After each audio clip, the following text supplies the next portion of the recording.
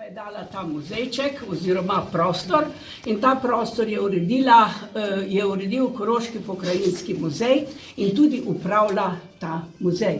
Ampak meni so zaupali tudi ključek, da lahko za posebne goste razložimo v 4 kovačih, tako veste, tiste bonbončke ali pikice na tortici, vejo sam tisti, kateri smo bili v ansamblu in pač smo tu sodelovali, pa sodelujemo.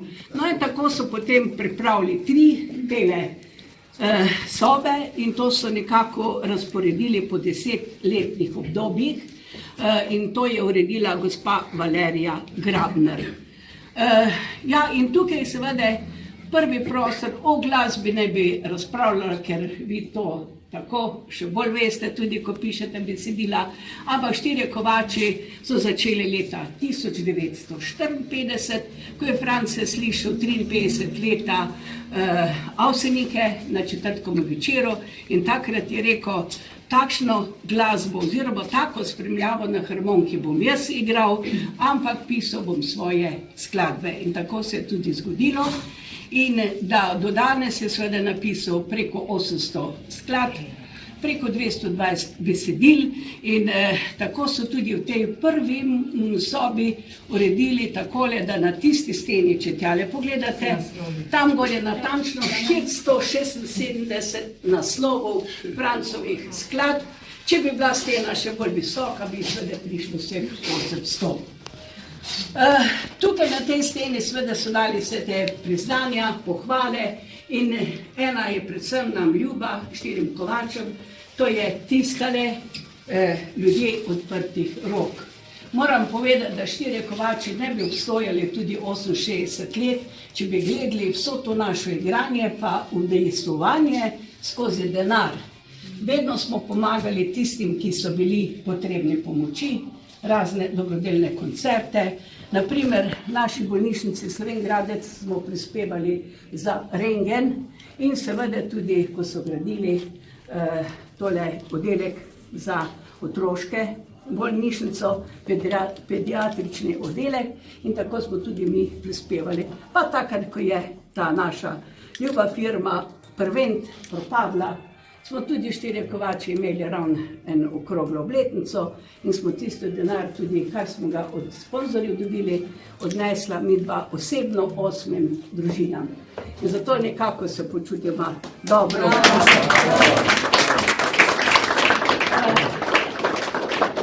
No in seveda tukaj, če pogledamo, pogledajte,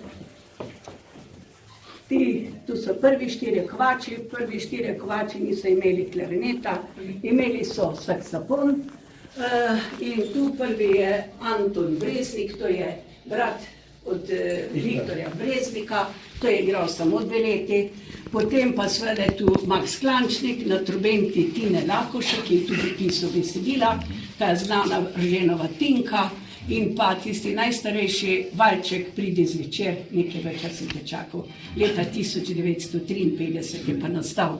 No, moramo Tine tudi povedati, Tina je igral nekako nekaj čez 30 let v ansamblu in potem je tudi nekako zbolel, nekaj časa je trobento igral, potem je samo pel, no in seveda je zbolel za rakom in so ga potem v Ljubljani nekako potem pač operirali in so ga vprašali, neka nova metoda je bila, pa so ga vprašali, če ga po tej novi metodi, to je preizkus bil pravzaprav.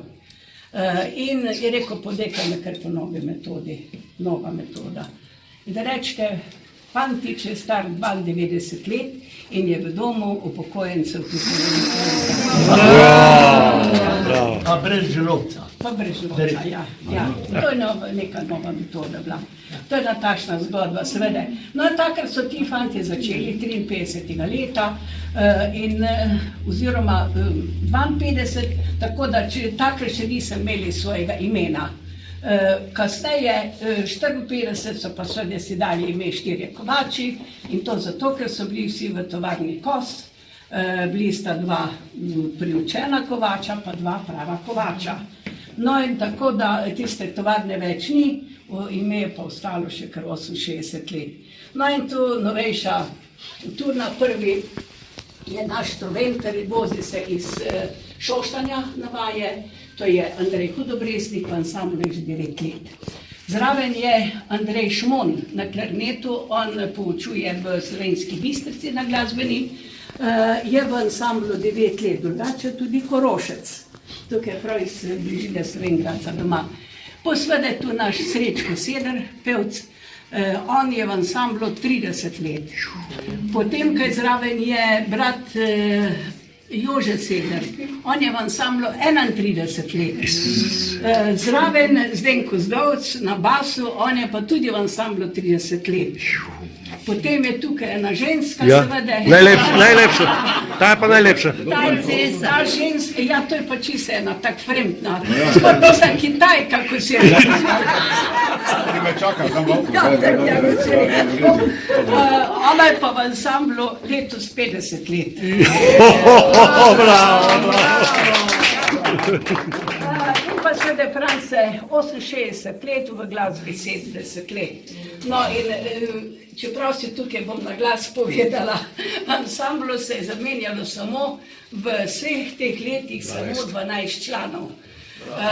In seveda ti člani so seveda nekaj tudi že pokojnih, nekaj je moralo zaslužiti, bar tega so pač odšli, pač druge obveznosti, samo enega je odpeljala ženska, da nismo več igrati, so lahko vsi bili in moram pač povedati, da hvala Bogu, da smo imeli, da so Štirje kovači imeli 68 let, da imamo 68 let, zato ker imamo takega šefa.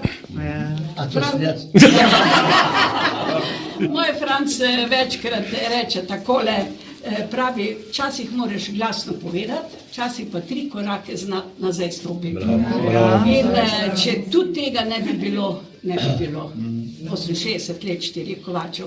No in seveda Štirje kovače smo skozi to dolgo obdobje dobili ta muzej. Letos se je zgodila plaketa Franca Šegovca in na to smo zelo ponosni, da je pač ta mladež, gospod Toni Sotošek je bil v komisiji, da so mladenci in mladenke odigrali in pod budnim očesom komisije pač preigravali Francove skladbe v Slovenj Gradcu. No in seveda na zadnje, pika na i, pa mislim, da še to ni zadnje, pa je vpis v Guinnessovo knjigo. Ravno prejšnji teden je šla ta Guinnessova knjiga, tudi tam je na tej steni certifikat tudi.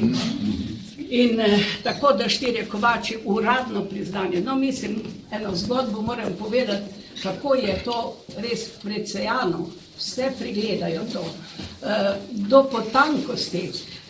Mi dva s Francom, seveda, ko smo to shranjevala, sva imela vse podatke, to mora biti žig, podpis, potem šele velja tisto kar.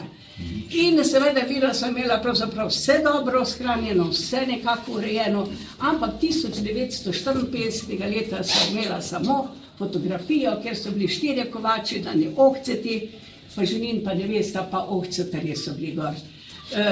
Ta naša, to je Lucija, naša najna nečakinja, ki je danes bila gor, pomagala. Ta deklica je seveda vztrajala na tem, pošiljala, se dogovarjala ona tretjo in seveda za 54 leto je bilo 2-krat zavrnjeno. Pač to ni dovolj. In seveda potem se mi začnemo gruntati, kaj pa, glej, tista nevesta še živi, moža ni več, mogoče pa še ima poročni list. In ona je našla poročni list, žig, vse skupaj je bilo, smo tja poslali in reč, da zdaj je prišlo, sprejeti ste v Guinnessovo knjigo.